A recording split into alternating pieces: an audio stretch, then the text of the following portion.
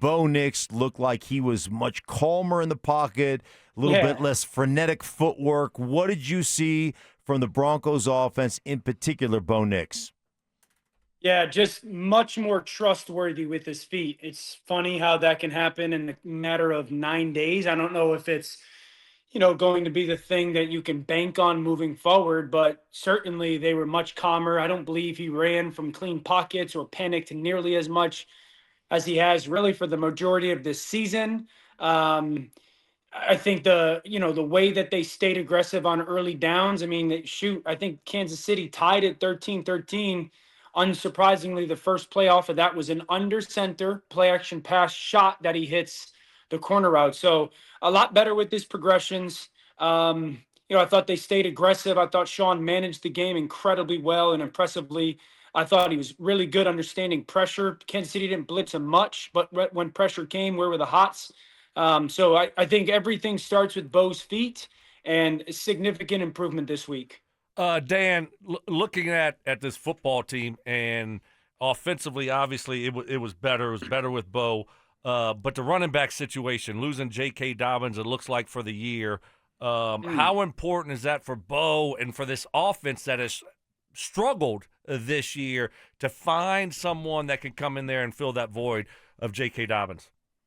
Yeah, it's a significant loss. I mean, JK looked like JK from years ago. How well he was running and some of the cuts that he was making, and I think the energy, the juice, the presence that he brought to that offense was a big deal. And I don't Harvey's a nice young player. I think you can bank on Harvey for making some good plays and some good runs, but you know, not having Dobbins is significant. You're not going to go find anybody right now that's going to necessarily replace him. And so, there's Harvey is obviously going to have to take a significant step forward in his production. Um, Mims coming back. I would imagine they'll try to get Mims some more touches out of the backfield like they did certainly last year and earlier this year. But there's no sugarcoating. Losing JK is a significant loss. Busy with Dan Orlovsky. Dan, from your quarterback perspective, what makes this Vance Joseph-led defense so difficult to figure out? Yeah, you got really good players. I think the starting point is this from a quarterback's perspective. Can I climb the pocket on a consistent basis? No. They're too good up front, and obviously Zach in the middle, way too talented. Do I have to be concerned about the edges? Absolutely. The edges in the way that they can pressure you in a multitude of people is a problem. And then do I have guys open down the field that I can consistently rely on? No. So everything's hard for me from a quarterback's perspective. That's just with their lineup and rush four concept or rush five with their 5-man front stuff. And then you get to some of their pressures, and they're really what they've gone to is their double mugs when they put both linebackers up in the A gap, and you're trying to discern who's coming, who's dropping, who do I feel okay with protecting as well. It's not just, okay, I have a guy blocking this person. It's like, do I trust that person in that blocking? Do we have at least a standstill on that? And that's hard. And I go back to the 3rd and 10.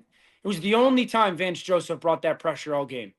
And the brilliance of it for me was being at home, knowing the offense has to take silent cadence. Patrick kicks his leg, walks to the line of scrimmage, changes the protection. Everybody on the defense knows, because you're at home, the next leg kick, here comes the snap. And they timed that sucker up perfect. And so I thought 3 defensive coordinators were absolutely sensational on Sunday, in many ways won their team's games. 2 of them were in the Rams-Seattle game, and then Vance Joseph. So it's a lot to deal with. Hey, Dan, I want to go back to the offensive side really quick. Red zone issues in scoring with more efficiency in the red zone. The Broncos certainly aren't running the ball well, and that's always been my key for red zone success, right? To be able to run that play action, to create some space, which you don't have down there. When you don't run the ball well, red zone-wise, what do you have to do as an offense to have a little bit more efficiency down there? Whew. Yeah, it's obviously a challenge, right? If you can't run the football, you're making it harder on yourself. I think the number one thing needed from a quarterback operation perspective is you just have to play so quick. You have to play so quick to get the ball to your hands for yards after the catch thing. and making sure that the people who are taking the ball, like Mark, you know this, depending on who you're playing against, the style of defense, the yards after the catch are huge. Yes, in the red zone, there's a significant difference between getting 4 yards after the catch and 2 yards after the catch. Significant. And then I think the second thing is a ball placement thing. You have to be able to place the ball exactly where the defense cannot get it, because this is the league. Most defenses down in the red zone are going to have a body near your guy in decent enough coverage where a good throw is not going to be complete more often than not. It has to be the perfect throw. It's not necessarily something Bo has thrived on this year. He's had some moments where perfect throws, but not necessarily been the strength of his game. And so that's the two things that have to go up. And then I would say before all of that, and this is out of player control, but schematically, you just have to be very, very diverse. You just have to create such game plan specific things and execute them at such a high level when it comes to creating a matchup or a numbers advantage, that allow your players a little bit of an easier execution kind of vantage point. Yeah, Dan, last one here. I'm looking at the AFC, and the Broncos are number 1 seed right now. Do you think they're a true Super Bowl contender? And also, where are you at with Kansas City and Baltimore? They're sitting at 9th and 10th in the playoff picture in the AFC. You think both those teams make the playoffs? Denver's definitely a legit Super Bowl contender. The defense is ridiculous. I mean, it's ridiculous. It's one of the best defenses, if not the best defense in football. Everybody knows that that's going to matter in the playoffs. And there's no offense in the AFC right now that really scares you, that you're like, my goodness, this is going to be a problem. We'll see what Indy looks like coming off of the bye. They're obviously very talented. But I think there's no question, because of the defense, they're a Super Bowl contender, and they got a coach who's won it. Kansas City and Baltimore. I think Baltimore can get in. The defense is playing much improved. Kyle Hamilton's a defensive player of the year candidate. Offense since Lamar comes back has not been crisp. The pass game has not been crisp. So I think they can get in on the backs of their defense. Do I think they're scary? This unit right now, not the brand of pass, but right now, until this offense becomes more crisp, it's not quote unquote scary to me. Kansas City's interesting, just not hyperbole numbers wise. I mean, math is math. They got to play a couple of games in the next couple of weeks that, they lose another 1 or 2, just mathematically, they're going to be almost impossible to get in. So because of the division, I lean Baltimore.